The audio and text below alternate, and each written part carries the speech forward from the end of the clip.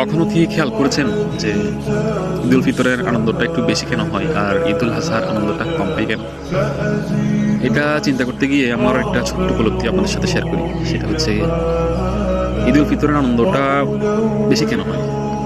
কারণ ঈদ উল ফিতরের সময় আপনি সমাজের উচ্চ শ্রেণী থেকে একেবারে নিম্ন শ্রেণী পর্যন্ত সবাই মোটামুটি একটা সুন্দর বা একেবারে অন্ততপক্ষে একটি সস্তা জামাও কিন্তু মানুষ কিনে বা কেনার সুযোগ পায়, বা পরিবারের জন্য অল্প কিছু বাজার সদাই করা, ওটারও একটা সুযোগ কিন্তু পায়, সেটা সমাজের যে শ্রেণীর মানুষই হোক না কেন।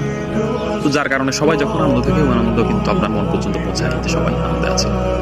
অন্যদিকে যখন ঈদ উল আজহা আসে তখন কিন্তু সমাজের এক শ্রেণীর মানুষ কুরবানি দেয়, এক শ্রেণীর মানুষ কিন্তু কুরবানি দেয় না।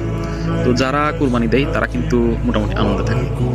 তো আর যারা কুরবানি দেয় না তারা কিন্তু একটু কষ্ট থাকে বা মন খারাপ করে বা মন ভারী হয়। ওই মন ভারী হওয়াটাও কিন্তু আপনার মন পর্যন্ত পৌঁছে।